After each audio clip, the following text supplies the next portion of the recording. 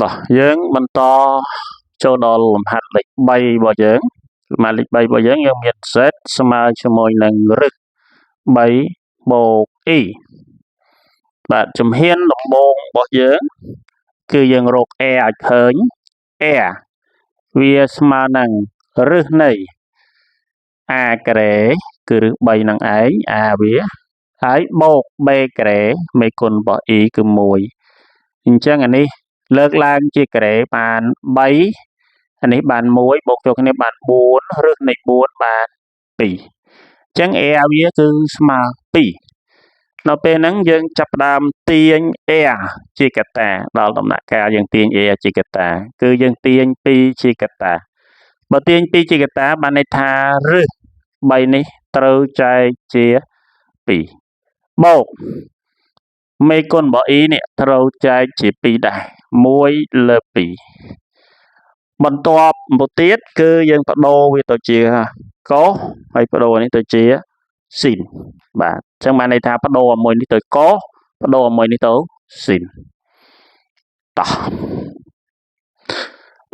យើងពិនិត្យមើលទាំងអស់គ្នាតាក់ទងជាមួយនឹងអកុសរបស់យើងនេះគឺជាអកុសហើយតម្លៃរឹស3លើ2នេះរឹស3លើ2វាស្មើនឹងប្រមាណដែរស៊ីនកុសប្រមាណដែរកុសផៃភាគ6ណាកុសផៃភាគ6បាទកុសផៃភាគ6បូក e ហើយស៊ីនមានតម្លៃ1លើ2នេះអស៊ីន1លើ2នេះយើងមើលទៅត្រូវស៊ីនផៃភាគ6បាទអញ្ចឹងយើងដាក់មកស៊ីនផៃភាគ6បាត់មកវិញអញ្ចឹងហើយអានេះស្រួលទេអត់មានបដូរអីទៀតទេព្រោះវាមានដូចទម្រង់ត្រីកោណមេត្ររបស់យើងហើយគឺជាទម្រង់ត្រីកោណមេត្ររបស់យើងហើយប៉ុណ្ណឹងតោះចប់ចំណុចលេខ3យើងមើលចំណុចលេខ4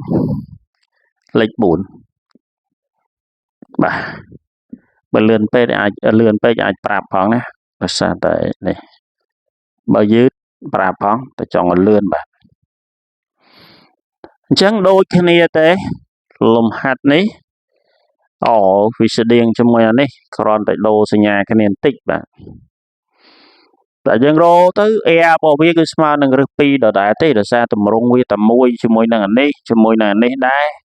បាទដូចគ្នាដែរតម្រង់វាតែមួយទេអញ្ចឹង a របស់វាគឺស្មើនឹង2ដូចគ្នាអញ្ចឹងយើងអាចទាញ2ជាកត្តាអានេះគឺបាន1លើ2បូក e ឬ3ទាញ2ជាកត្តាបានន័យថាចែកជា2យើងបដូរអានេះទៅជាកុសបដូរអានេះទៅជាស៊ីនអញ្ចឹងស្មើនឹង2អានេះដូរទៅជាកុសដែលមានតម្លៃស្មើនឹង1លើ2នេះកុសមានតម្លៃស្មើ1លើ2គឺកុសផៃភាគ3បូក e ស៊ីនដែលមានតម្លៃរឹស3លើ2ស៊ីនមានតម្លៃរឹស3លើ2នេះគឺផៃភាគ3បាទបិទមកវិញបាទយើងពិនិត្យមើលទៅគឺជាទម្រង់ត្រីកោណមេត្រហើយអញ្ចឹងបានន័យថាយើងលេងធ្វើទៀតហើយតោះបានថ្ងៃនេះយើងជួបគ្នាប៉ុណ្ណឹងបាទអ